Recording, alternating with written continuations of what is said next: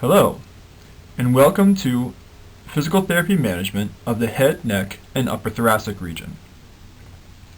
This module will cover primarily epidemiology, anatomy, and biomechanics in order to provide a background for the clinical reasoning process that we will develop throughout this course.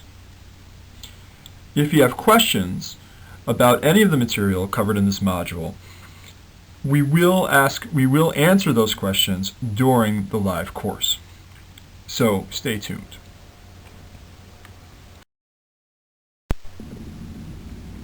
Epidemiology. Why do we even care? Well, epidemiology can help us answer why this problem is important. It can also give us an idea of the natural history and risk factors associated with any condition, and can aid in the prognosis.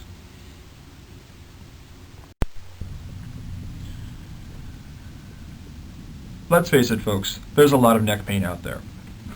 As we can see, 70% of people will experience significant neck pain during their lifetime.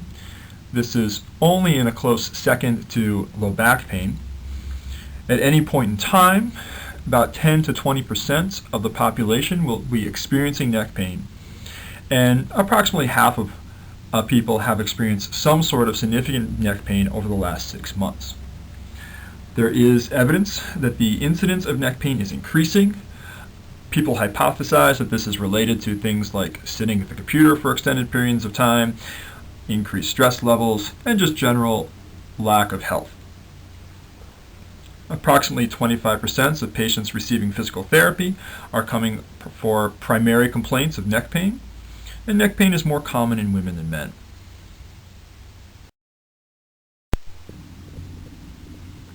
About 30 to 44% will develop chronic symptoms, and 37% of individuals who experience neck pain will continue to report problems for at least 12 months. There's a high rate of reoccurrence, even in those who do improve. And of interest, change scores for patients receiving placebo or control in clinical trials are consistently small and insignificant. This means that people who don't receive treatment don't get better. Hopefully, in physical therapy management, we can improve this outlook.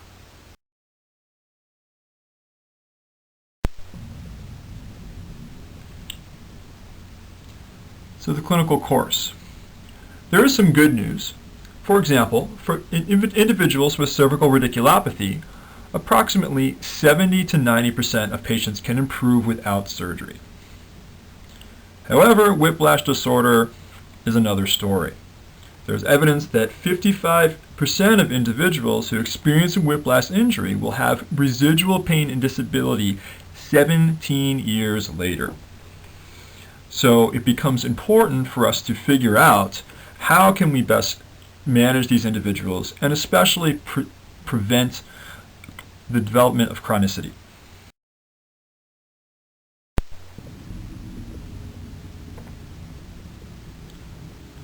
As I mentioned, treating neck pain is expensive. It is second only to low back pain in U.S. workers' compensation costs. Approximately 42% of workers will miss at least 1 week of work over the course of a year due to neck pain. And many of these workers will experience a reoccurrence.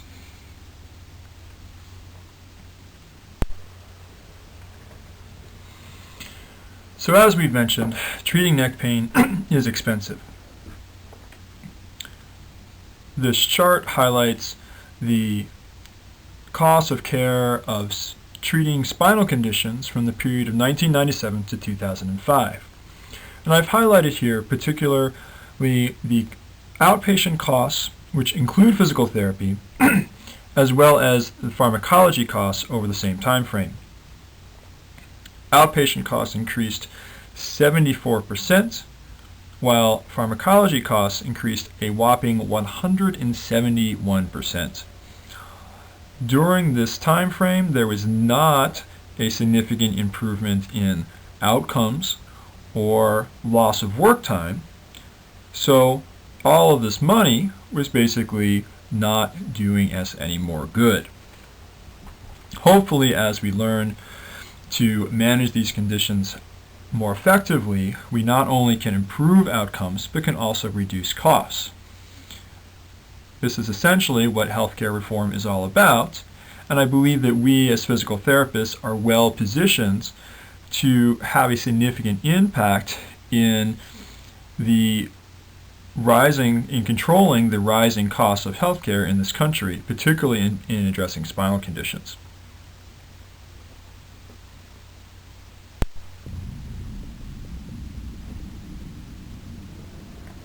So regional interdependence. Dysfunction in the cervical thoracic region is related to several other regions of the body. So essentially, if you can become very good at managing conditions of the cervical thoracic region, it will improve your outcomes in other regions. There's very good evidence out there to suggest that dysfunction or impairments in the cervical thoracic region is related to temporomandibular disorders, headaches, shoulder conditions, elbow pain, and carpal tunnel syndrome. This means that essentially that song that you learned in kindergarten, the neck bone is connected to the arm bone, etc., was true. This is actually true of most of the things that we learned in kindergarten.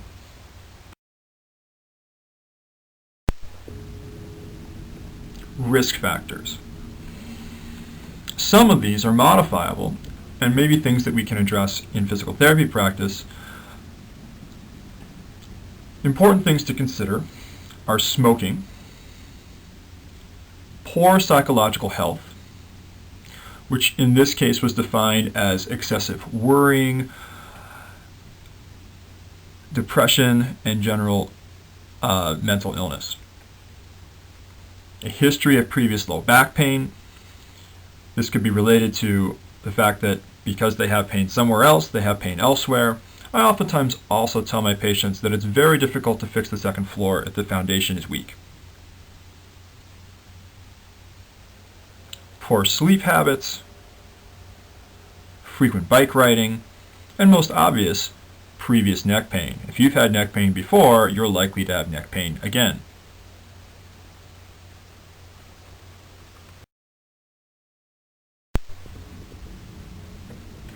It's important to understand what people believe about neck pain because there's very good research out there that suggests that patient expectations have a great deal of influence on their outcomes.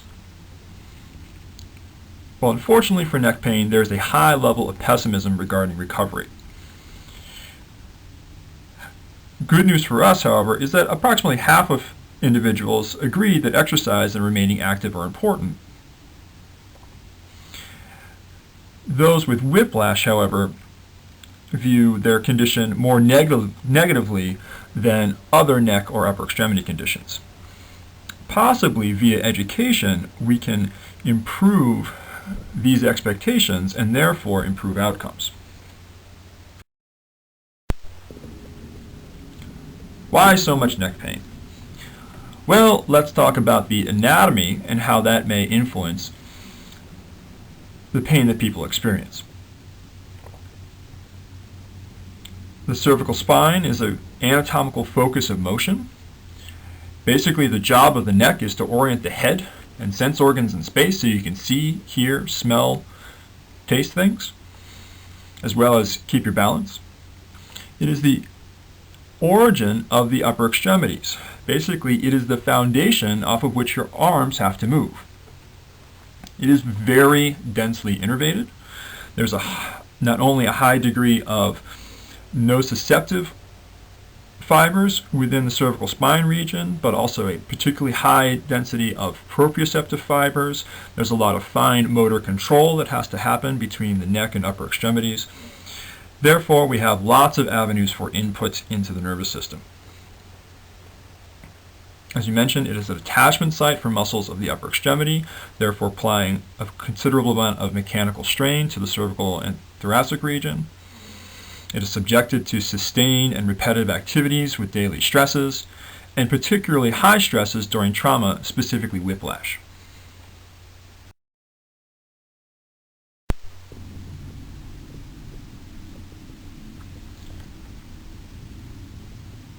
Let's talk about anatomy. So, in the upper cervical spine, we have some joints that are shaped considerably differently than elsewhere. We have the occiput, C1 and C2, or OAA. There's extensive ligamentous structures in this region, however there are no intervertebral discs. We have a unique shape of C1 and C2, and this unique shape directs motion in this region. C1 has no vertebral body and no spinous process. And in fact, C2 has borrowed C1's vertebral body as the dens, which acts as a pivot point for C1 to move. It has a very prominent, often bifid, spinous process, which has a lot of ligamentous and muscular attachments.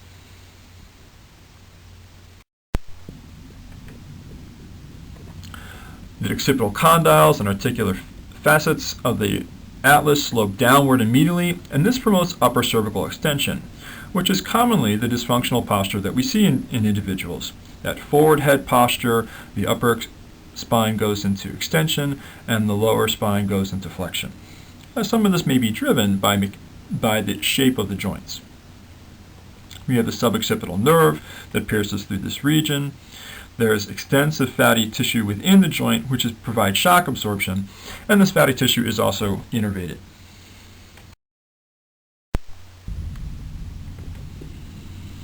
Of significant importance in the AA, or C1-2 region, is the alar ligament, which helps hold the dens in place. The cruciform ligament, specifically the transverse portion of the cruciform ligament, which also holds the dens in place. And these ligaments are very important for upper cervical stability and can be injured, particularly in traumatic events.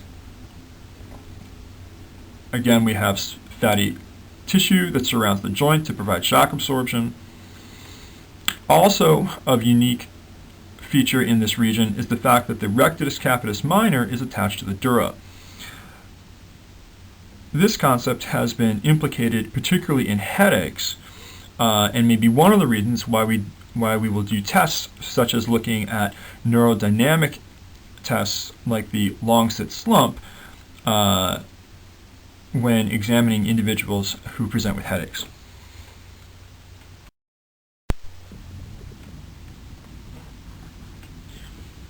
Here is your typical cervical vertebra. We have a body in the middle, which the discs sit on. You have the transverse processes with the foramen for the cervical artery. We have the space where the nerve exits at the neuroforamen. We have the facet joints immediately behind that. We have the lamina and the spinous processes. Okay. You see also the joints of von Luschka, the ridges on the edge of the body, which are intended to contain the disc and guide movement as well.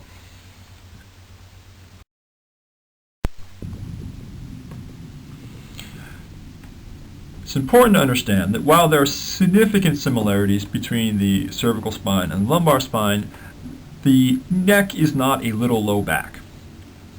But importantly, the cervical disc functions very differently than the lumbar disc. Okay? The cervical disc is much less hydrated. There's a significant difference in collagen content than in the lumbar spine. It's essentially more fibrocartilage and ligament in the adult than how we typically think of the lumbar disc in the low back. As, for example, it is not a jelly donut. The vertebral end plate is oftentimes calcified in early adulthood, which has a significant impact on nutrition to the disc. By age 40, the disc nucleus is no longer mucoid in nature. It's essentially become much more dried out. There are free nerve endings in the disc, and these are both nociceptive fibers as well as mechanoreceptors.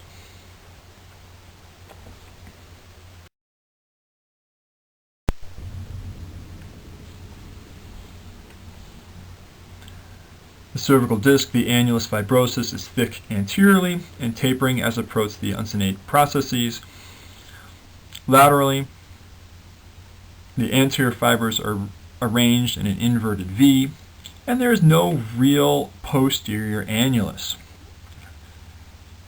You do have the posterior longitudinal ligament, which will contain the disc, but essentially you have these posterior lateral clefts that develop over time as we age, and this is covered by this periosteofascial tissue, essentially this connective tissue web that is embedded with fat and blood vessels.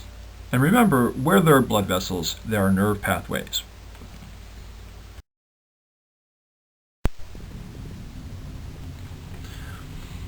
These clefts in the disc develop as early as 9 to 14 years of age. They may transect the entire posterior aspect of the disc in adults. So essentially you get this bipartite disc.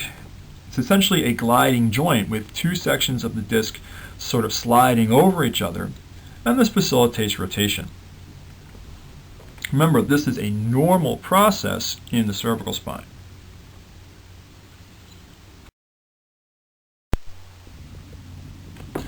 The uncinate joints, or the joints of von Luschka, are those little bony extensions on the side of the vertebral bodies. They attenuate shear loads with forward bend, backward bend, side bend, and rotation. They reinforce the disc. Essentially, the cervical spine, the disc is much more contained than in the lumbar spine, which means that there are less cervical disc herniations, or at least symptomatic herniations in the cervical spine. However, those joints of von Luschka can become arthritic in themselves, and degeneration, specifically osteophytic bone spurs, can encroach into the neural foramen. This may also alter the path of the vertebral artery, and is some consideration in the risk factors for cervical artery dissection. Again, we have the high degree of fatty tissue, which is highly vascularized, which means that you can get a lot of bleeding in this region during injuries.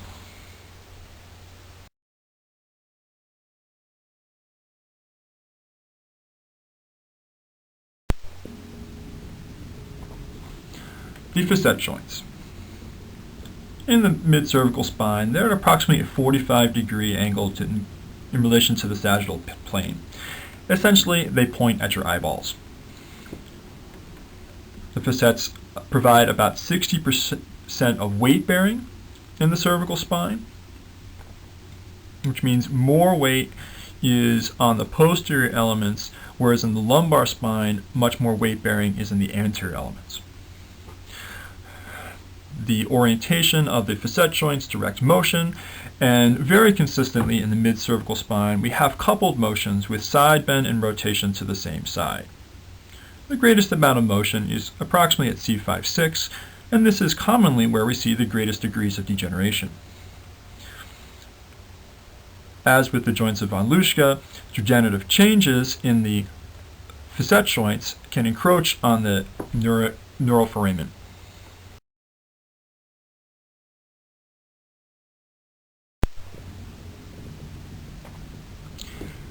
Here is an image of a normal cervical spine. This is a lateral view. I put this image up because sometimes this image would be read as a straightened normal cervical spine, which sometimes is considered pathologic. It's important to remember that postures in the cervical spine, normal is highly variable. In this picture, we can see that the disc spaces are well maintained. The facet joints, we can see that 45-degree angle, and if you can imagine where the eye socket is in the skull, if you drew lines from the cervical facet joints, they would basically converge onto the eyeball.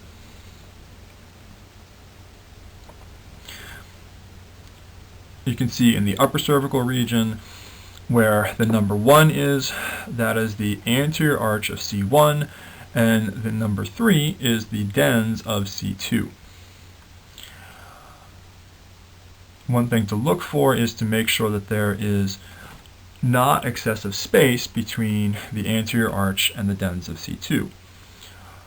Normally during radiographs we shouldn't see anything greater than approximately 3 millimeters.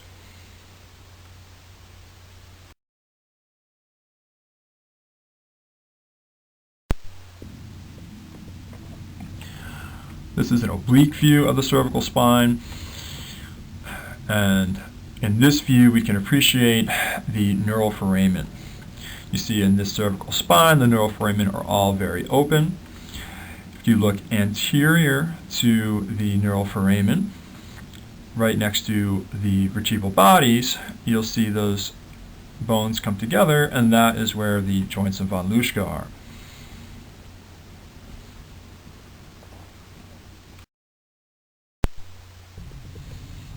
Here's an open mouth view where we can see the dens, which is number 1, the articular pillars of C1, which is where number 3 is, and then the body of C2 itself, which is number 2.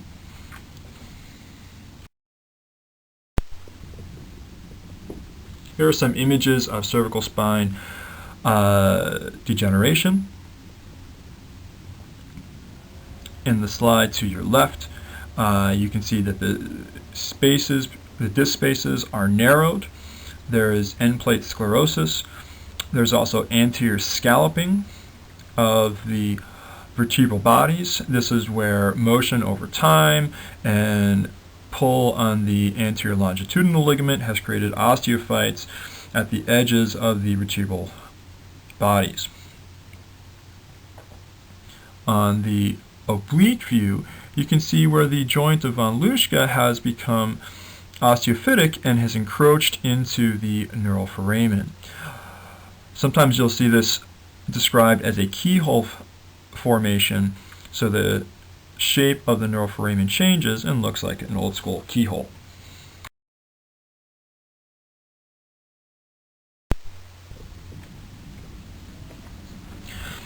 These are some CT images looking at pathology as well, where we see to the upper left a articular pillar fracture. So there's a small fragment coming off the anterior portion of the facet joint. The picture to the upper right also shows a articular pillar fracture where you see fractures through the space where the neural foramen is, as well as in the lamina posteriorly. Below you see a Jefferson fracture.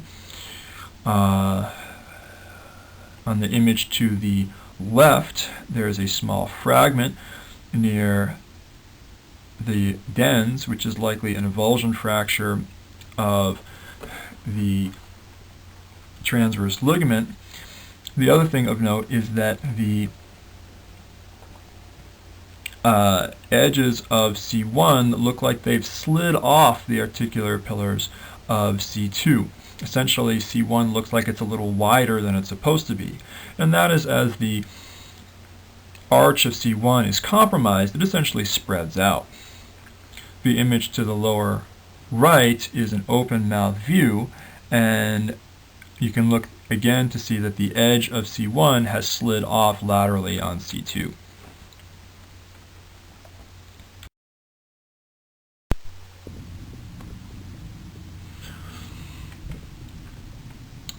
The cervical nerve roots, they exit at progressively increasing obliquity as you move inferiorly. And so what this means is that the cervical rootlets may come off of the spinal cord at one level within the spinal canal. They move down and outward in order to exit the neural foramen. This means that a disc herniation or bone spurring at one level may affect nerve roots that actually exit at a different level.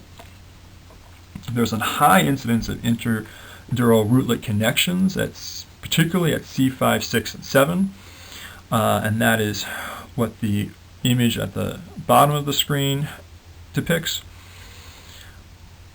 And again, so it's important to remember that a disc herniation that occurs at the C4-5 level may in fact affect the C5 and even C6 nerves.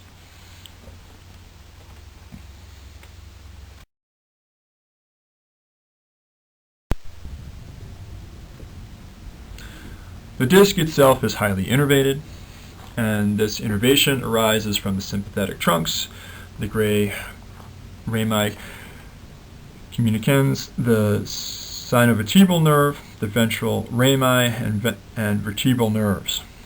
So basically you've got lots of room for innervation, lots of space, lots of potential input into the nervous system.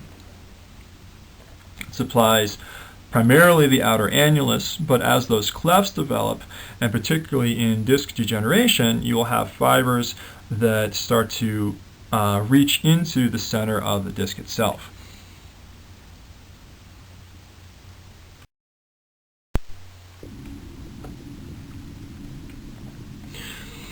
The innervation of the facet joint arises from the medial branch of the dorsal rami, and in the cervical spine there is at the very least bi-level innervation. In other words, a single facet joint is innervated by both the nerve root that exits at that level as well as by a nerve root that exits either above and or below. In the lumbar spine, there is definite evidence of innervation both above and from above and below the level of the facet joint. This innervation supplies the capsule and corresponding multifidi and semispinalis. This concept may be implicated in facet injury, where if you have injury to the facet joint, you may have nociceptive inhibition to the multifidi semispinalis.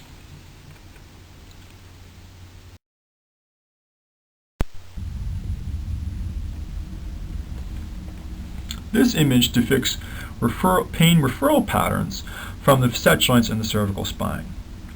Essentially, these are studies where they take poor medical students, enroll them into a study so they can make some money, they get injected with an irritant, and they draw on a picture where they hurt. It's important to note the regions for each level and the fact that cervical spine facets can refer up into the head and down into the scapular region.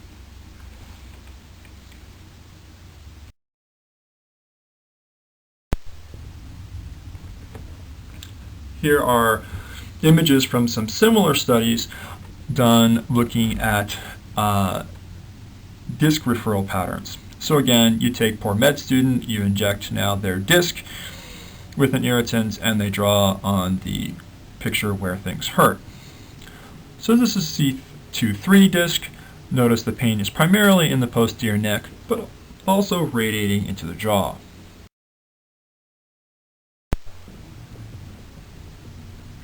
This is C4-5. Notice the radiation all the way down into the upper arms and scapular region.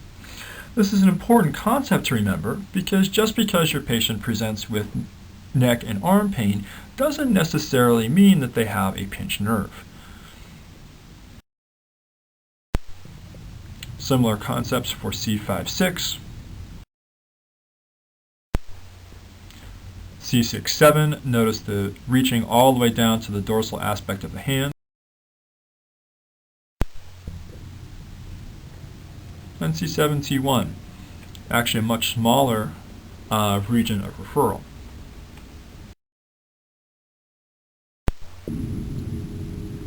Now let's talk about neck musculature. This is not necessarily the first exercise we will give patients when working on the neck musculature, but for your higher level patients, maybe something you can consider.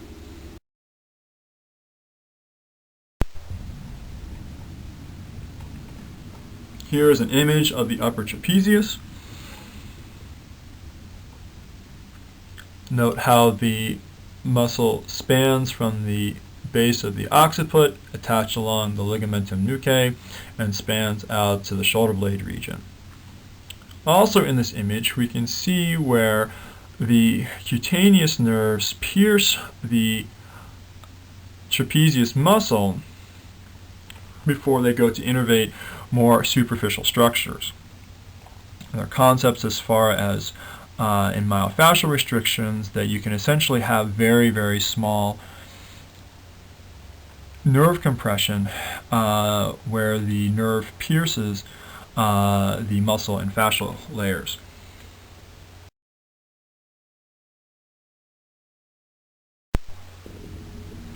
Here is the next layer down. We have the semispinalis capitis, splenius capitis, and levator scapula. I think it's important, while not easily viewed in this image, it's important to remember that the levator scapula doesn't go straight up and down. It moves forward at an oblique angle from the superior angle of the scapula to the cervical spine, and is very important in keeping the head from falling forward. The more forward the head is, the harder that muscle has to work. We also see here the rhomboids, the upper attachment of the rhomboids to the cervical-thoracic junction. Later we will discuss how the cervical-thoracic junction is an area that can become very easily restricted, and restrictions in this area are highly implicated in neck and shoulder conditions.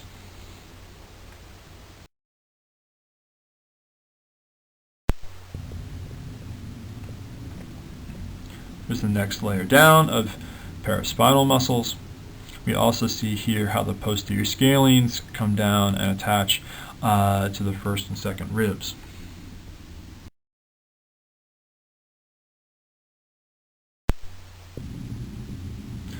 The cervical multifidi. We will be speaking about these muscles a great deal as we get to the exercise and whiplash portions of this course. They're generally considered 3 layers. Their primary job, similar in the lumbar spine, is to stabilize the cervical spine. One way to consider these is they're almost like active ligaments. They generally attach from this transverse process of one level up to the lamina and spinous process of the level above. Also in this picture we can see the suboccipital muscles,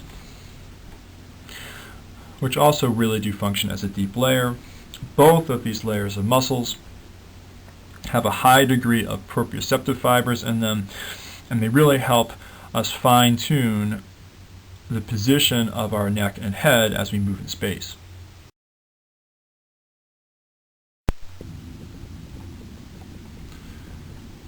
Here are the suboccipital muscles, the superior oblique attaching from C1 to the occiput, the inferior oblique attaching from the spinous process of C2 to the transverse process of C1.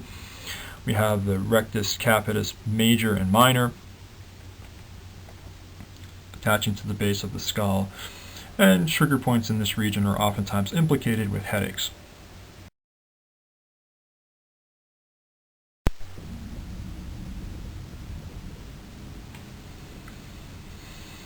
These muscles do a lot of rotation as well as upper cervical extension. And again, we have the dorsal ramus of C1 that pierces through these muscles before it goes to innervate the scalp. And tightness or restrictions in this region can be implicated in essentially a nerve compression that can cause headaches.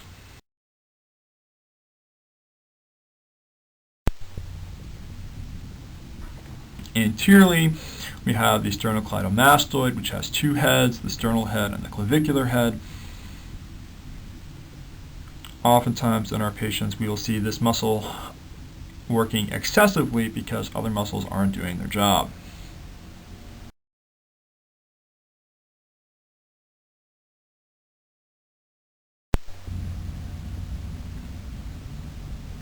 Here are some of the deeper muscles in the neck. We have both the scalenes to the side, which attach to the transverse process of the cervical spine and span down to the ribs. The brachial plexus needs to exit between the anterior and middle scalene. We also can see the deep neck flexors, which are comprised of the longus capitis and longus colli. Okay, these are those deep muscles behind your throat that are also very important in cervical spine stabilization. The longus colli, essentially single fibers cross a single segmental level, and we also have the longus capitis, which essentially crosses the upper cervical spine to the anterior portion of the occiput to control the cranial cervical flexion.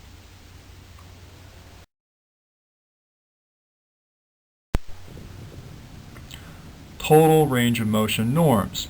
It's important for us to understand what is actually normal before we can decide is a person's range actually limited.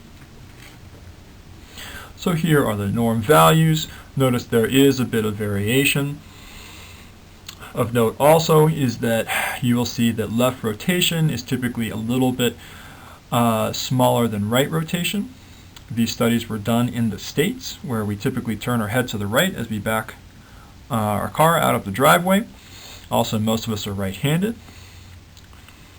So possibly we need to turn our head to the right more frequently than we do to the left. Here is depicted a patient with excessive cervical mobility and also likely some significant psychosocial factors impacting her condition.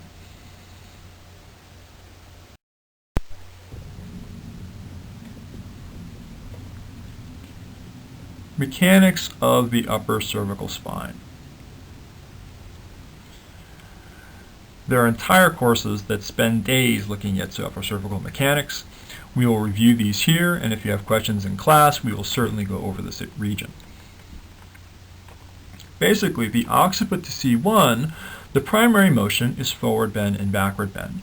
And it's approximately 25 degrees of total motion, which is approximately 50% of total forward and backward bend of the cervical region.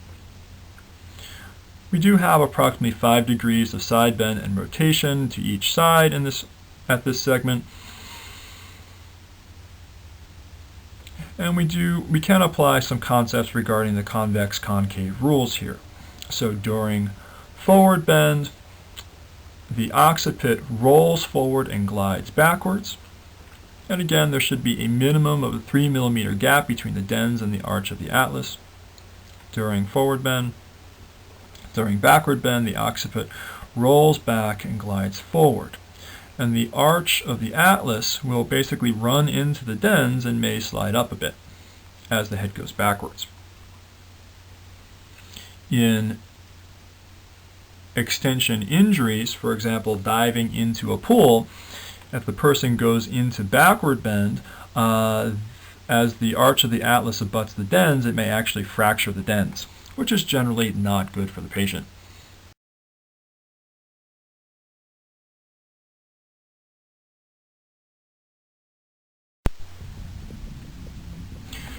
Here are some pictures from Punjabi depicting that motion.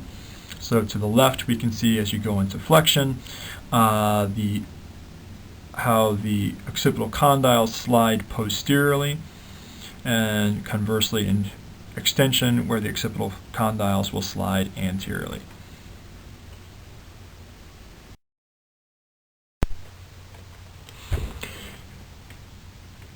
Here is another image from Punjabi depicting upper cervical side bend. Here, if we view this as looking at the head from behind, as the head goes into left side bend, you will see the occipital condyles slide down and in on the left and up and out on the right. This action will tension the right alar ligament. So if you look at the space between the dens and the edge of the occipital foramen, that is greater on the right than it is on the left. This we'll be remembering these mechanics when we do upper cervical instability testing.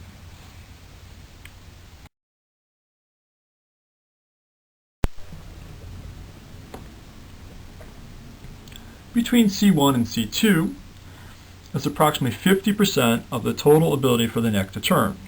In other words, it's between 40 and 46 degrees.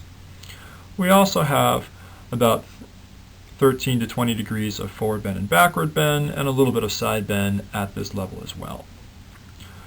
Some people will describe that the atlas acts as a washer between the occiput and the axis. In other words, whatever direction the occiput moves in, the atlas will slide in that direction as well. So as you bend forward, the C1 will slide forward a little bit as well.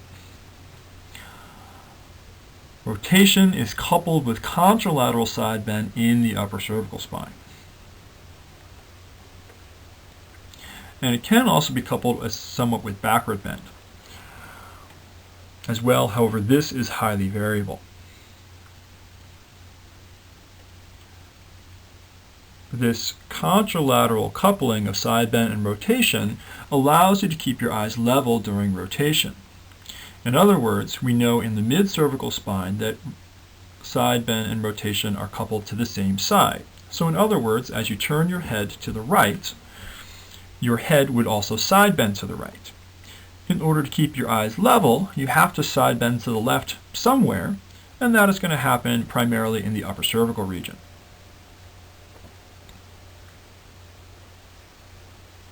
Also, if your patient side bends their head to a certain direction but can still look straight in front, they need to be able to rotate in the counter-rotate in order to keep their eyes facing front.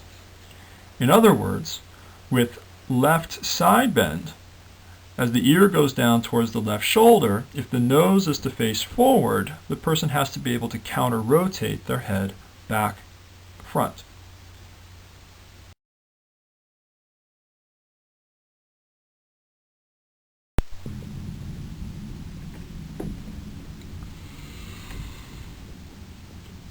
So in the lower cervical spine, as mentioned before, side bend and rotation are coupled to the same side due to the shape of the facets. And those facet joints will down slide and up slide. So as we go into right rotation or right side bend, you're going to down slide on the right and up slide on the left.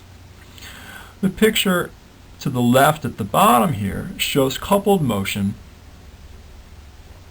with side bending to the right and rotation to the right. In the picture to the right at the bottom, you can see how the individual has kept their nose facing forward as their head has side bent. So what this means is that the mid-cervical spine has side bent and rotated to the right as they tip their head, but there was counter rotation to the left at C1, C2 in order to keep their nose facing forward. You may observe some of these deviations during your active range of motion examination, and it may start to cue you in to is the patient able to move at certain levels or not.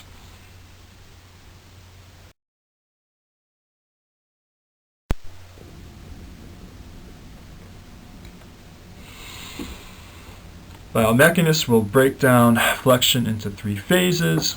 Oftentimes, as we go into flexion, it will be initiated in the mid-cervical spine, then the upper cervical region will move, and then the mid-cervical spine region will move.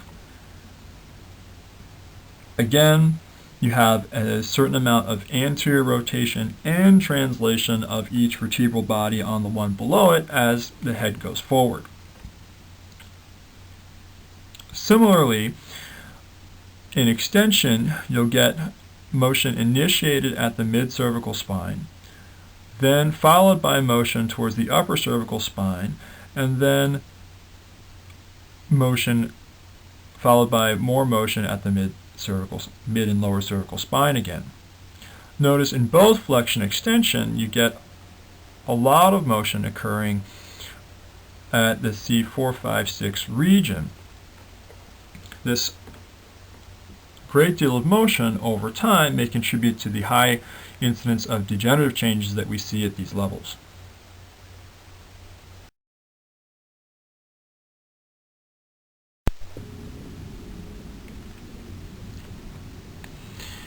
This chart is a summary of range segmental range of motion values in degrees from several different studies, just to give you an idea of approximately how much motion occurs at each segment.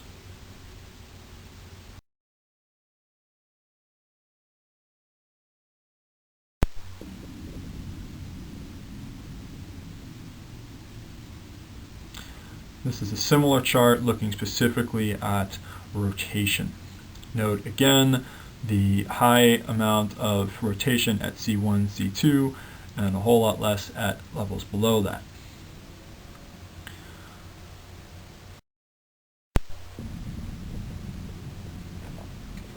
So as far as pathoanatomical features, in this case it is similar to low back pain. Oftentimes in individuals we cannot identify a specific anatomical cause. Abnormal findings are not always associated with symptoms, and in fact in the cervical spine at least 20% of individuals without symptoms will show significant pathology on imaging, and this ranges everything from degenerative joint changes to significant disc herniations and even extrusions and compression of the spinal cord that are completely asymptomatic. Degenerative changes are present in asymptomatic individuals, especially as we age. And so this is where I always tell patients I treat patients, not pictures. While imaging may provide us some information, it oftentimes should not be something that dooms the patient to some sort of poor outcome. Essentially, many of the, quote, degenerative changes seen on imaging are the radiographic equivalent of gray hair.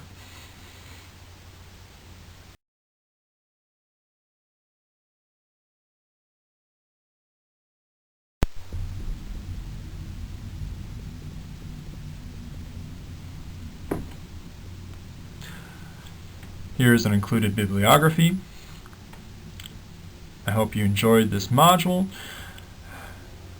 and I look forward to seeing you in class.